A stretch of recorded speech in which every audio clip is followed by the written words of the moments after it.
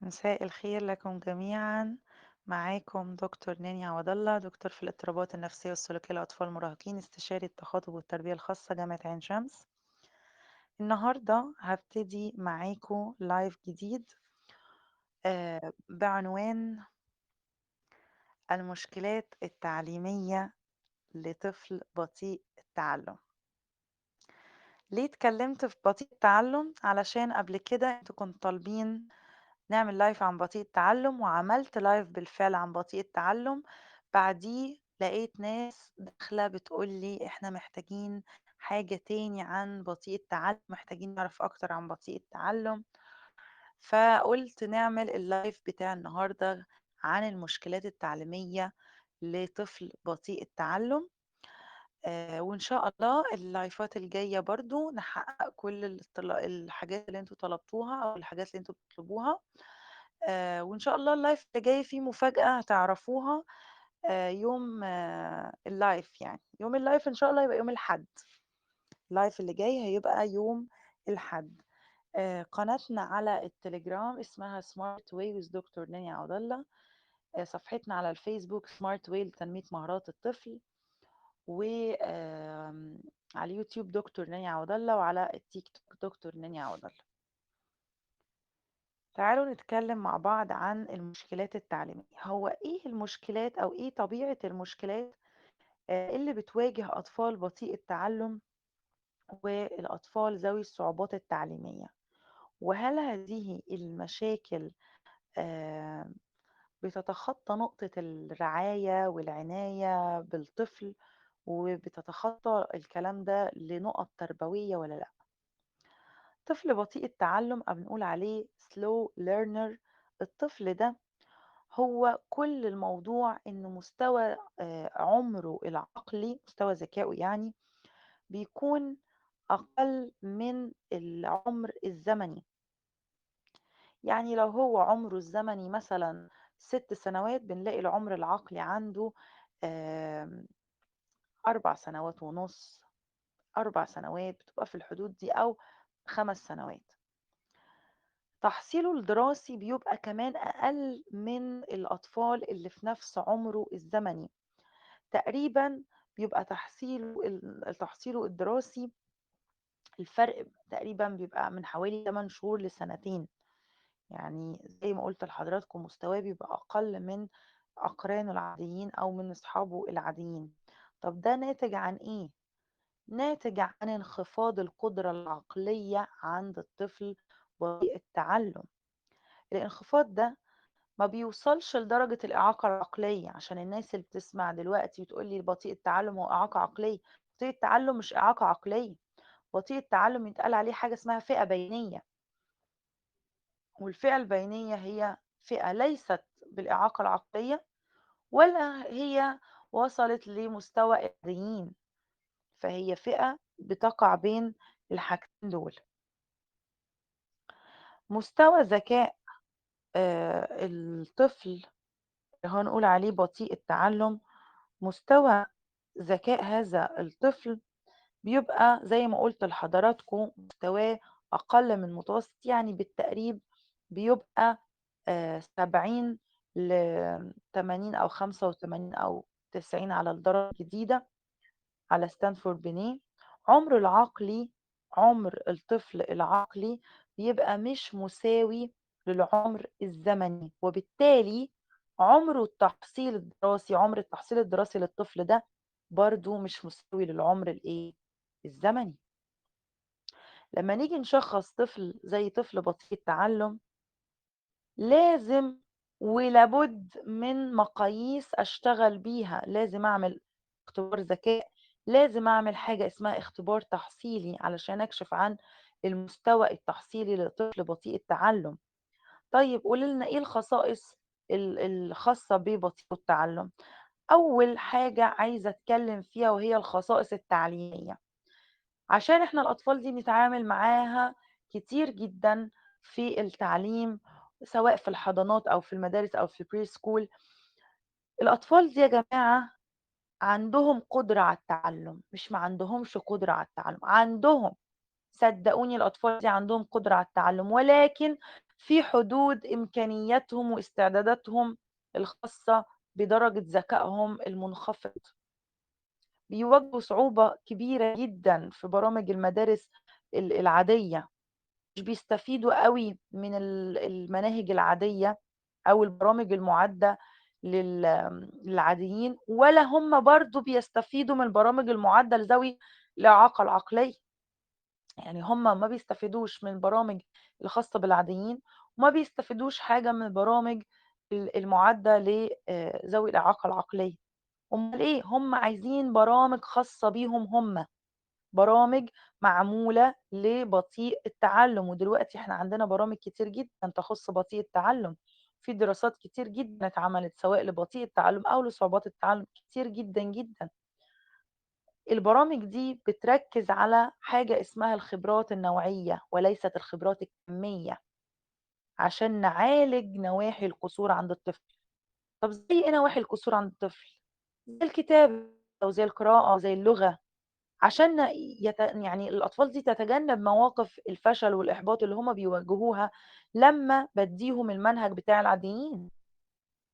فلازم أراعي الحتّة دي في التعليم لبطيء التعلُّم، لازم، لازم، لازم، لازم، لازم.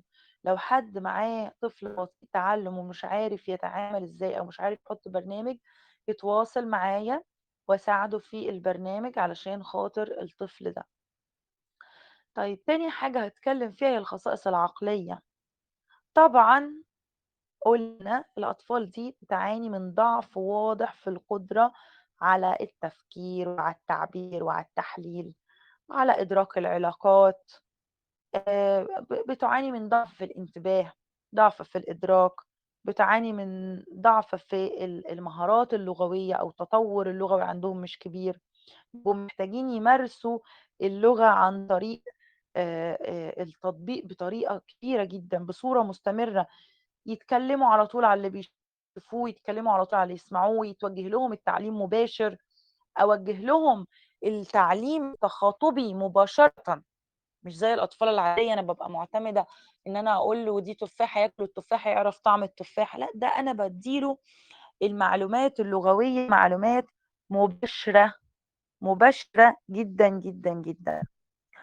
أيضًا الخصائص النفسية للأطفال دي يعني عفوًا، الأطفال دي بتعاني من خبرات فشل وإحباط كتير جدًا بسبب نظام التعليم اللي هم بيبقوا محطوطين فيه، قدراتهم العقلية اللي مش عارفة تتناسب وتتوائم مع المناهج المحطوطة لهم، فبالتالي بيبقى الأطفال دي عندهم ضعف ثقة في نفسهم وقلق وتوتر. أنا واحد دلوقتي مش عارف أقرا، مش عارف أكتب، بيتقال لي كلام وِحِش، بيتقال لي كلام إن أنت فاشل، أنت مش فاهم حاجة، وأنا طفل صغير. عمري كله على بعضه كام 6 سنين 7 سنين، فهاواجه إيه؟ هاواجه القلق اللي أنا بابقى حاسّه والّا هاواجه التوتر والّا هاواجه إزاي هابقى عندي ثقة بنفسي أصلًا وأنا بيتوجه لي كلام مش حلو، مش بس كلام، خبرات الفشل اللي أنا باجتازها، اللي كل يوم بادخل فيها، بادخل في حاجة أنا مش عارف أقرا، مش عارف أفهم، مش فاهم أنتم بتقولوا إيه. آآ بالتالي أنا ممكن أكون طفل عشان أرُد كل الإساءات اللي أنا باشوفها ممكن أكون شوية يعني أدخل في ناحية العدوان، أو ممكن أعمل العكس، ممكن أنسحب، ممكن أخاف، ممكن ييجي لي خجل، ممكن أبقى خايف من المدرسة، ممكن بعد كده الموضوع يتطور معايا لإني أتسرب من التعليم، ما أبقاش عايزة أتعلم خالص. ده كله جوّه الخصائص النفسية للأطفال دي. لازم تبقوا عارفين يا جماعة الslow learners بيبقى إيه هم طبيعتهم النفسية، وإيه هي طبيعتهم العقلية، وإيه هي الطبيعة ال التعليمية المشاكل أو الخصائص التعليمية اللي بتكون موجودة في عقلهم عشان لمّا أوجّه برنامج تعليمي، أوجّه برنامج تعليمي مناسب للأطفال دي، مناسب للأطفال دي، تمام؟ يبقى لمّا آجي دلوقتي أتكلّم علشان أقول أنا عايزة أعالج الأطفال الخاصين ببطء التعلُّم، أول حاجة لازم أركّز عليها هي عملية الانتباه. أنا هاحُط برنامج بدون الانتباه غلط، ما ينفعش. طفل مش منتبه معايا أو انتباهه ضعيف، يبقى إزاي أنا هاقدر أحُط له برنامج سليم يجيب معايا نتيجة، لمّا هو أصلًا مش منتبه. عامل زي الحد اللي عايز يطلع الدور الخامس، فيقول إيه، أنا هاطلع الرابع على طول. طب ما إزاي هتطلع؟ أو هاطلع الخامس على طول، طب إزاي؟ أنت لازم تاخده من الأول. يبقى عملية الانتباه لو مش موجودة أو ضعيفة ما أقدرش أعمل أي أهداف غير لمّا أقوي الانتباه عند الطفل. لازم أخلّي الطفل عنده قدرة إنه يعمل حصر، يعني يركّز حواسه في مثير، سواء مثير داخلي أو مثير خارجي. مثير داخلي بفكرة بسيطة يعني كده أوضّحها لكم، أي حاجة داخلية جوّه الإنسان يتقال عليها مثير داخلي، أي حاجة برّه الإنسان يتقال عليها مثير خارجي. جوّه الإنسان يعني إيه؟ يعني إحساسك، صورة خيالية، فكرة جوّه دماغك، ده كل الحاجات دي اسمها مثير داخلي. أمّا الخارجي موقف حواليك، شخص قدّامك، شيء قدّامك، كل الحاجات دي اسمها مثيرات خارجية. يبقى لازم الطفل عندي يركّز حواسه على المثيرات سواء داخلية أو خارجية. هتقولوا لي طيب هو الانتباه يعني مهم للدرجة دي أوي يعني؟ ده مش مهم بس، إحنا بنقول الانتباه ده العملية الرئيسية في اكتساب الخبرات التربوية. عايزة ابنِك يتعلّم، عايزة يا مدام ابنِك يتعلّم لازم يبقى عنده انتباه. ما عندوش انتباه حاجات كتير جدًا بتتأثّر، منهم على فكرة الكلام. أنا بييجي لي أطفال كتير جدًا يقولوا لي متأخّرين في الكلام، ولمّا نقعد كده ونقيّم ونشخّص نلاقي إن الطفل ده أساسه وأساس مشكلته في الانتباه.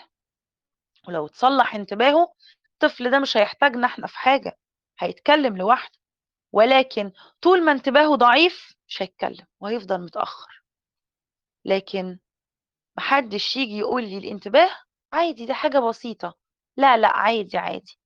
لأ، الانتباه نقول عليها العملية الرئيسية في اكتساب الخبرات التربوية. أي خبرة تربوية حتى لو عايزة تعلّمي ابنِك مهارة جديدة زي مثلًا إنه يخلع الشوز، يخلع هدومه، يغسل سنانه، أي حاجة، أي حاجة، أي خبرة حياتية، أي مهارة وهو مش منتبه، يبقى أنتِ بتعملي أي كلام.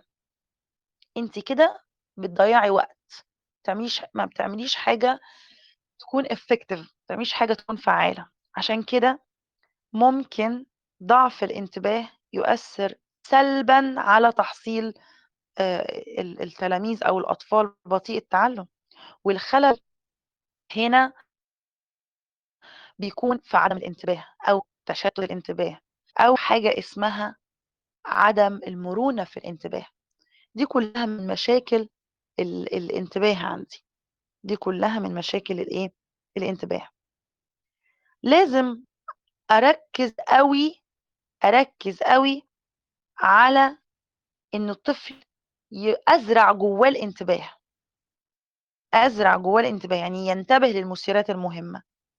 وبعد كده أبتدي بقى أزوّد التركيز وأعلّي من طُرق استقباله وأعلّيه من المعلومات اللي أنا بادّيها له، وأبتدي أعرض المادة العلمية وأبتدي أزوّد وأدّي له خبرات وكل الكلام اللي أنتم عايزين تحطّوه بعد كده تحطّوه. لكن الانتباه ده أول حاجة، أول حاجة، دي مش هاقولها تاني بقى. تمام؟ أعمل إيه تاني علشان أبتدي أحُط برنامج أو أعالج صعوبات بطيء التعلُّم أو صعوبات التعلُّم. إحنا بنتكلّم عن بطيء التعلُّم بما إن بطيء التعلُّم فئة أقل قدرًا يعني من الصعوبات. لازم تخطّطوا يا جماعة للهدف النهائي اللي أنتم عايزين توصّلوا الطفل ليه، عشان تجزّأوا الأهداف دي لأهداف فرعية. طبعًا الحتّة دي مش حدّش هيفهمها أوي معايا غير الأخصائيين اللي بيشتغلوا already، لإن ده نطاق شغلنا. لازم أعمل هدف نهائي وأروح مجزّئاه لأهداف فرعية، أعمل فترات راحة بين المهام وبعضها عشان أبتدي أوزّع التدريب وأخلّيه كويس، أعمل تعزيز مستمر وفي حلقة لوحدها هاعمل لكم التعزيز وأنواعه وشروطه، والفرق بينه وبين الرشوة وغيره، وغيره، هاعمل لكم حاجة كده لوحدها عن التعزيز، عشان التعزيز ده حكايته كبيرة، حكايته كبيرة جدًا، جدًا. تالت حاجة لازم تاخدوا بالكم منها حاجة اسمها تحسين تسلسل عملية الانتباه، يعني لازم عملية الانتباه تبقى جوّه خطوات متتالية تساعد الطفل إنه يوصل بمستوى تعليم كويس، تمام؟ بعد كده أتدرّج مع الطفل وأوصل بيه للإدراك، يبتدي يُدرك، بعد كده يبتدي يميّز بصريًا الحجم والشكل والمسافة والعمق والاتجاه، عشان يبتدي يتعلّم القراءة، الكتابة. وقبل ما يتعلّم الكتابة خدوا بالكم لازم تعملوا مهارات ما قبل الكتابة. يا ماما يا اللي بتسمعيني دلوقتي وابنِك لسه صغير وعايزة تعلّميه الكتابة، ما تمسّكيش القلم على طول، علّمي مهارات ما قبل الكتابة الأول، حتى لو ابنِك طبيعي، علّمي مهارات ما قبل الكتابة الأول، ما ترميش ابنِك في وسط البحر تقولي هو هيعرف يعوم، ممكن يعرف يعوم، ممكن يغرق، هتعملي إيه بقى وقتها؟ يبقى لازم تعرّفي مهارات ما قبل الكتابة، تقولي لي أعرفها منين؟ في كتير جدًا مهارات ما قبل الكتابة، دلوقتي منزّلين مساطر لمهارات ما قبل الكتابة وفُرَش وحاجات كتير وexercises كتير، ادخلي على smart way على التليجرام هتلاقي files قد كده لمهارات ما قبل الكتابة، اطبعيها وخديها واشتغلي بيها، وهتبقى هي من غير فلوس، تمام؟ الفكرة بس في الأم اللي عايزة تشتغل، الفكرة بس في الأم اللي بتدوّر وعايزة تعمل حاجة مع ولادها، الموضوع مش كلّه موضوع فلوس وأنا مش عارفة ومش لاقية، أدينا بنقول وأدينا بنعمل، بس في الآخر يعني اللي عنده ودان هو اللي هيسمع، واللي عنده فِهْم هو اللي هيفهم، واللي عايز هو اللي هيعمل، تمام؟ فمهارات ما قبل الكتابة شيء ضروري جدًا، جدًا، جدًا، جدًا. هل بس ده اللي بيتوجه لبطيء التعلُّم؟ لأ، بيتوجه لبطيء التعلُّم حاجات تانية كتير جدًا، جدًا، جدًا، منها برامج للإدراك، برامج للتمييز البصري، برامج للتمييز بين الأصوات المختلفة، برامج في التمييز السمعي، المقارنة بين الأشكال والأشياء، المقارنة بين الحروف وبعضها، والتمييز البصري. كمان بندخّل حاجة اسمها التعلُّم الإتقاني جوّه البرامج بتاعتنا عشان نشتغل عليها، عشان في الآخر كل ده عشان أوصّل معلومة لطفل بطيء التعلُّم ويفهمها كويس ويتعلّم كويس ويتخطّى الصعوبة بتاعته أو يواجه الصعوبة بتاعته.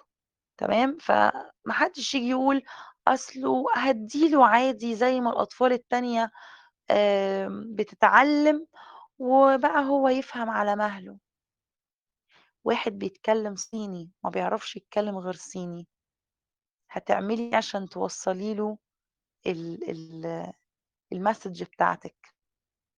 هتحاولي يا إمّا تتعلّمي الصيني، يا إمّا تحاولي تلاقي لغة حوار بديلة، زي مثلًا لغة الإشارة وغيرها، برضه نفس الكلام بالنسبة لبطيء التعلُّم.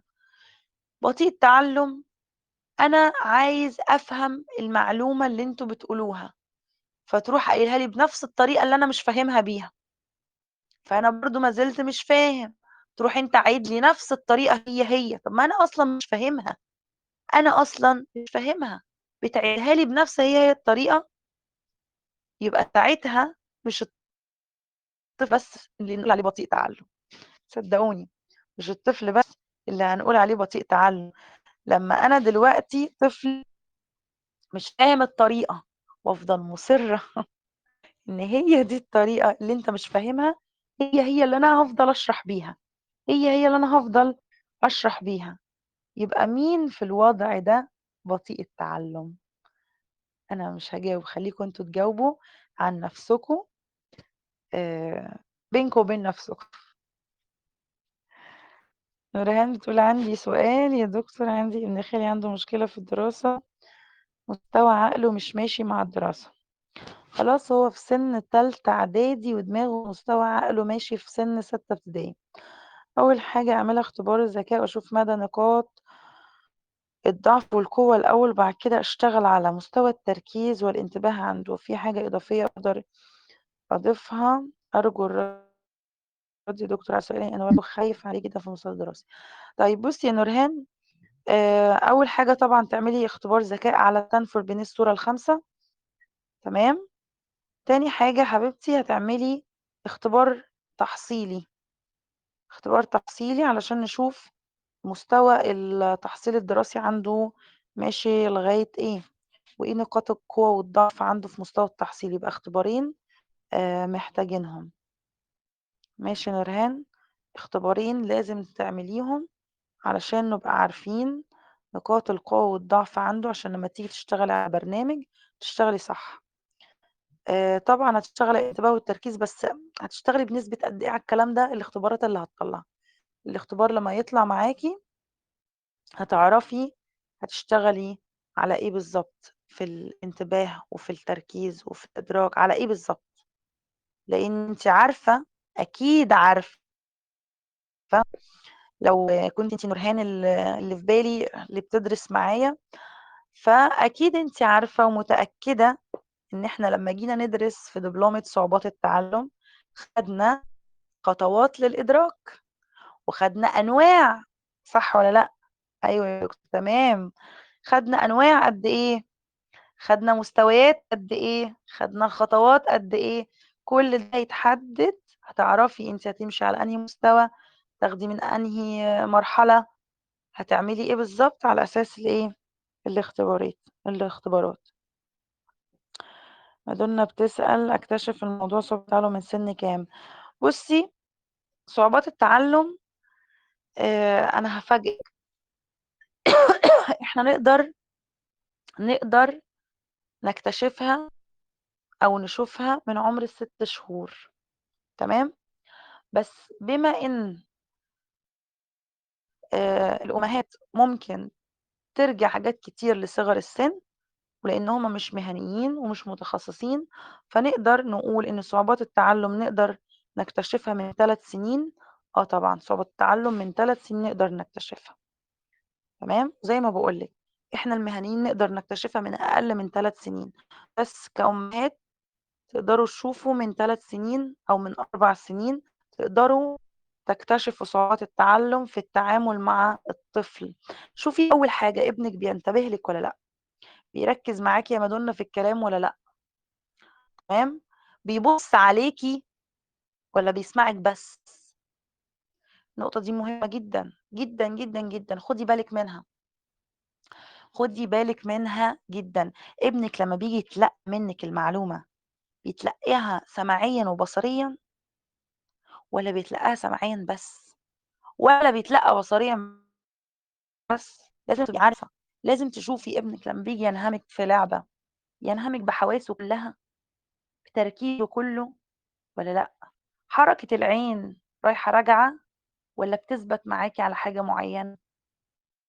لمّا تيجي توجّهي الكلام لابنِك، أنتِ لازم تحرصي دايمًا إن عينِك تكون في عينه، عينِك لازم تكون في عينه.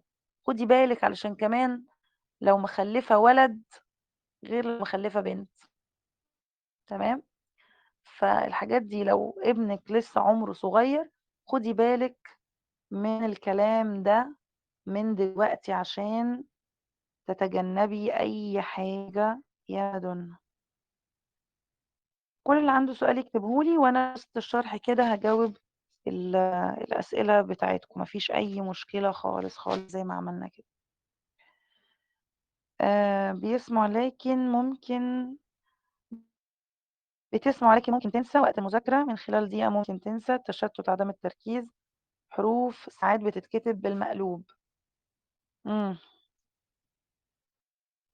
طيب بُصّي، إحنا عندنا لمّا نيجي نلاقي إنه الطفل بيكتب الحروف مثلًا بالشقلوب أو يعكس الأرقام أو يكتب على السطر المكتوب عليه أصلًا، أو يكتب طالع نازل، أو بيكتب بطريقة غريبة أو الإيد نفسها مش متجهة صح، تمام، كل الحاجات دي بتقلّقنا، كل الحاجات دي بتقلّقنا، وبالذات لو التشتت وعدم التركيز عالي، تمام، تعملي إيه، اعملي الأول شوية تدريبات بسيطة لل للتشتت، شوية تدريبات بسيطة، زي مثلًا هاتي لعبة وخلّيها تشتغل قدّام وشِّك ووشّها، يعني حُطّي اللعبة في النُص، تمام، واستمري على كده وشوفي نسبة تركيزها هتبقى عاملة إزاي. الحاجة التانية، بنتِك لو عمرها صغير بتذاكري معاها إزاي، ورقة وقلم والّا بتذاكري معاها أنشطة قبل الورقة والقلم؟ لو سنها صغير يا ريت أنشطة قبل الورقة والقلم، يا ريت. لو سنها صغير تتكلمي في 4، 5 سنين تشتغلي الأنشطة، تخلّي الطفلة تكتب الأول على رُز، تخلّيها تكتب بألوان، تلوِّن حاجة، كل الكلام ده.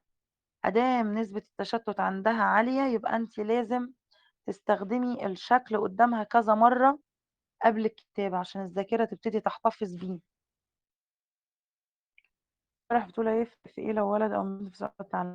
لأ، لأ يا فرح، أنا ما قُلتش هتفرق في صعوبات التعلُّم، أنا قُلت هتفرق في التواصل البصري يا حبيبتي.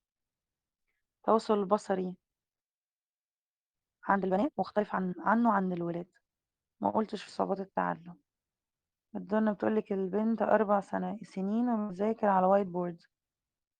طَب جرّبي يا مادونا زي ما باقول لِك كده على إنِّك تكتبي الحرف على رُز، تكتبي الحرف على حاجة تكون بارزة، تخلّيها تحِس الحرف الأول، سواء على ورق بارز، على ورق خِشِن، على الحاجات دي، تمام، وبعد كده انقليها على الورق العادي وشوفي إيه اللي هيحصل، هتنسى والّا مش هتنسى، تمام.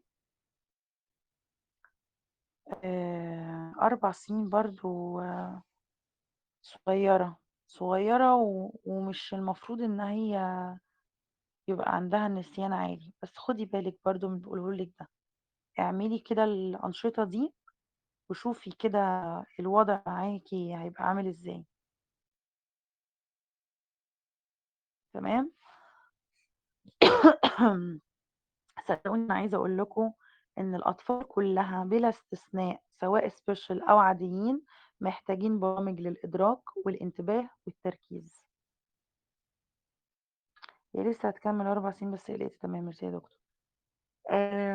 كويس إنِّك تقلقي، أنا عايزة أقول لِك إن القلق في عُمر مبكِّر يكون حاجة صحية، صدقيني، على الأقل لمّا تدوّري و وتشوفي الكلام ده بيحصل مع بنتِك والّا لأ، وتلحقي الموضوع من الأول لو في حاجة تلحقيها ولو ما فيش يبقى اتطمنتِ، إحنا كده كلنا اتطمنا، غير لمّا طفل ييجي لي في عُمر ال6 سنين والّا ال7 سنين والّا ال8، 9 سنين وبيبقى عنده صعوبات ويقول لي إيه الحقي، طول ما الصعوبات أو بطيء التعلُّم بيتلحق من الصِغَر، الأطفال بتكبر ما بيبقاش عندها مشاكل كتير زي ما بتتلحقش،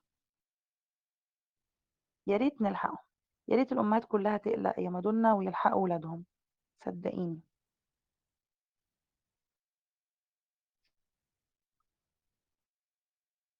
برضه اللي عايز حاجة يكتبها لي على الجروب وأنا هاقراها ما فيش مشكلة، تمام؟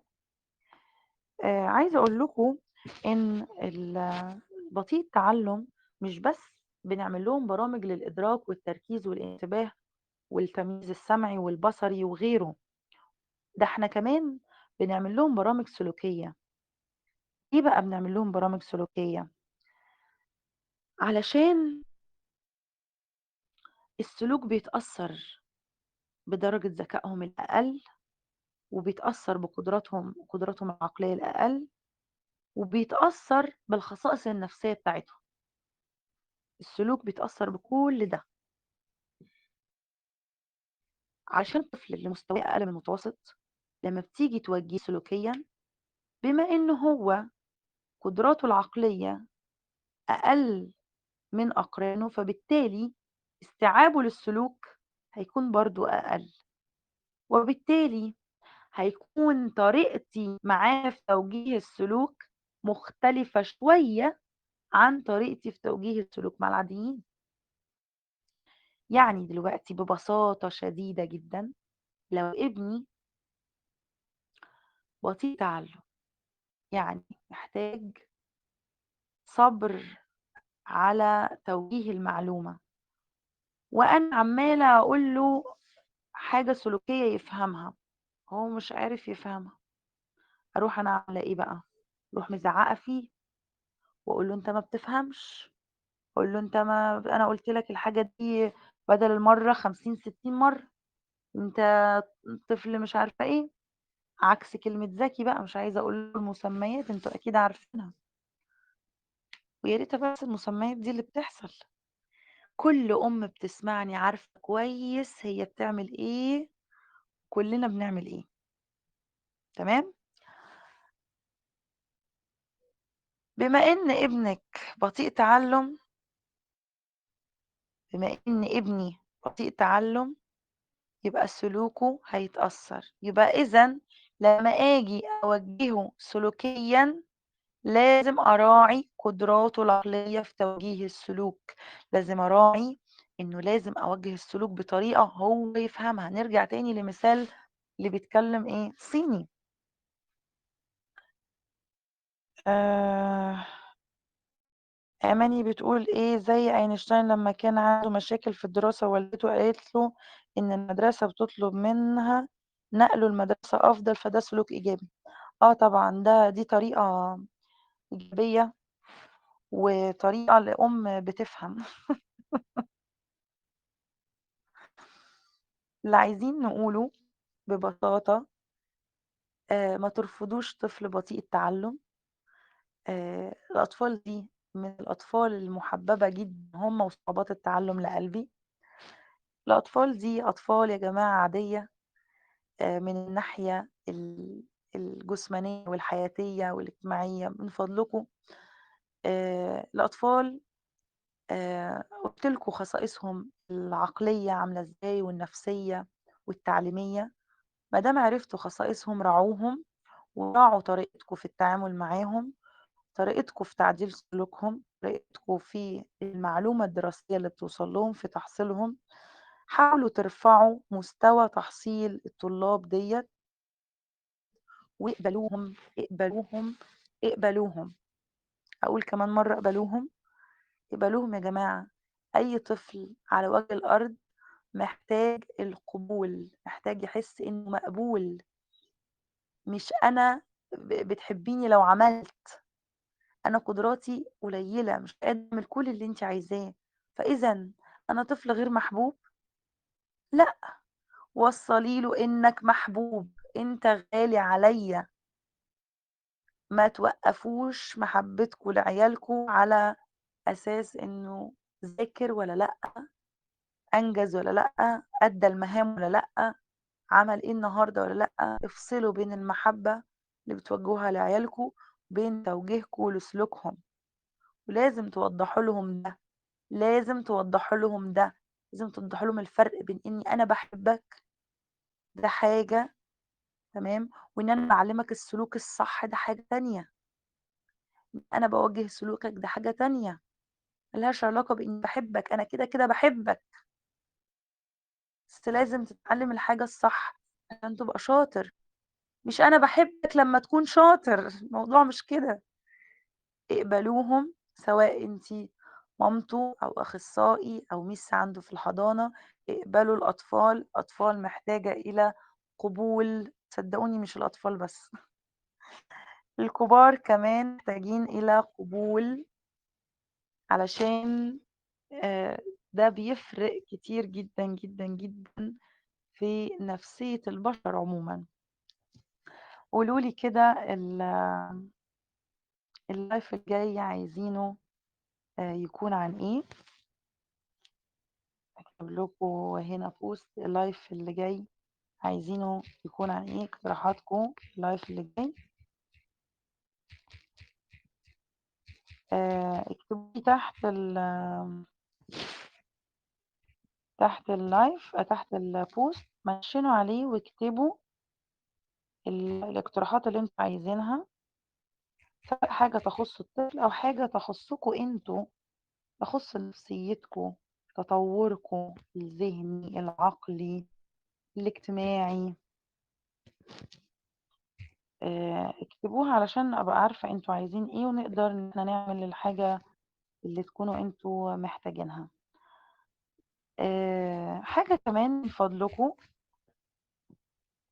يا ريت تشاركوا السوشيال ميديا بتاعتنا مع الناس اللي حواليكم. القناة بتاعة التليجرام إحنا تقريبًا بننزل لايف، بقينا ننزل لايف مرتين في الأسبوع أو 3 كمان في الأسبوع. إحنا لسه نازلين لايف مرتين، بقى لنا أهو لايف كل يوم ويوم، يعني يوم لايف يوم لأ، يوم لايف ويوم لأ. فمن فضلكم ادعمونا بنشر القنوات بتاعتنا من فضلكم، عشان أكيد، أكيد، أكيد دي حاجة بتدعمنا، تخلّينا إن إحنا نحاول نعمل حاجات أكتر. دي حاجة مش محتاجة كلام يعني الحقيقة. قولوا اقتراحاتكم للlive اللي جاي تحت الlive، منشنوا عليه، وقولوا اللي أنتم عايزينه وإن شاء الله نعمله. وإن كنتم لسه لغاية دلوقتي بتسمعوني فشكرًا ليكم، وشكرًا إن أنتم تحمّلتوا صوتي المُرهق النهارده. وأي حاجة تحتاجوها تواصلوا معايا، ما فيش أي مشكلة خالص، وربنا يسهّل. افتكروا دايمًا، دايمًا إن فيها أمل، فيها نجاح. شكرًا لحضراتكم. تصبحوا